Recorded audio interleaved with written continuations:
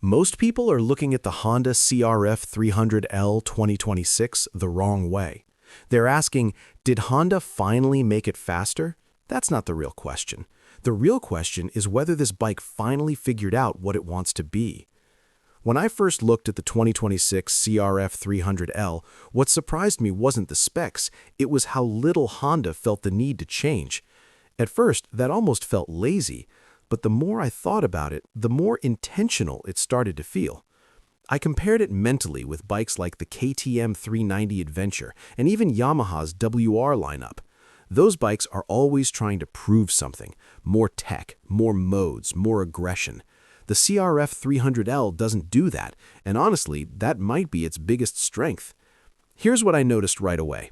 Honda isn't chasing horsepower anymore. They're chasing confidence. This bike feels built for riders who actually ride, not people who bench race on spec sheets. A lot of people complain that the CRF300L is underpowered. I used to think that too, but then I asked myself something simple. Underpowered for what, exactly? If you're blasting highways at 85 miles per hour all day, this was never your bike. But if you're riding trails, back roads, gravel, and bad pavement, power stops being the main story. Control becomes the story. And the 300L quietly delivers that. What surprised me was how usable the engine feels. It doesn't scare you. It doesn't punish mistakes. You can ride it tired, distracted, or on sketchy terrain, and it still feels friendly. Most people miss this part. A bike that's forgiving lets you ride more often, and riding more is what actually makes you better. Now let's talk about weight, because this is where the internet loves to complain. Yes, it's heavier than some people want. No, it's not a featherweight enduro, but I noticed something important. The weight is carried low and it feels predictable. When you tip into a corner or crawl through rocks, the bike doesn't suddenly fight you. It feels planted, not lazy. That's a subtle difference, but it matters. I've ridden lighter bikes that felt nervous and twitchy. They look great on paper, but they wear you out. The CRF300L feels like it wants to keep going all day. Suspension is another hot topic. People love to say it's too soft, and they're not wrong, but they're also missing the point.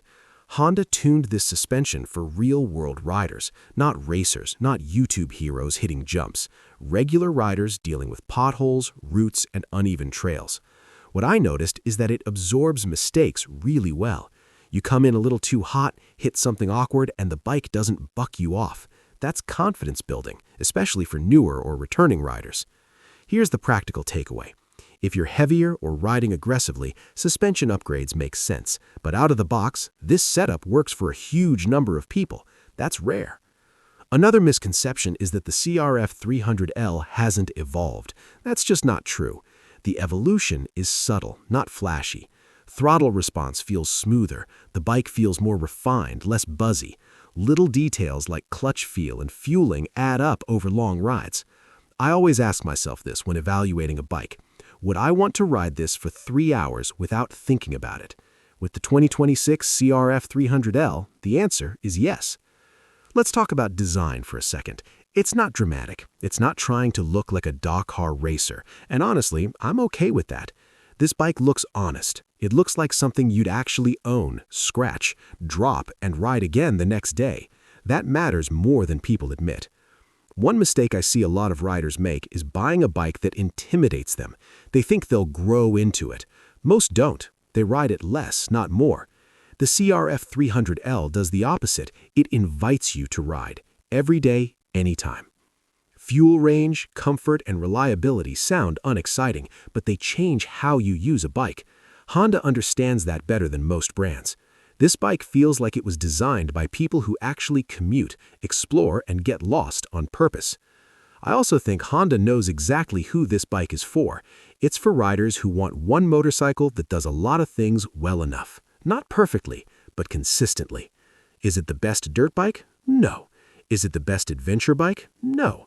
But it might be one of the best real-life motorcycles you can buy. That's the part most reviews skip.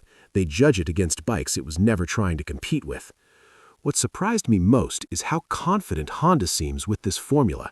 They didn't chase trends, they refined an idea. And in 2026, that feels almost rebellious.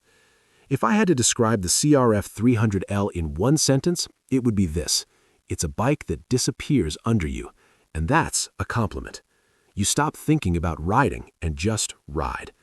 And the older I get, the more I value that kind of motorcycle.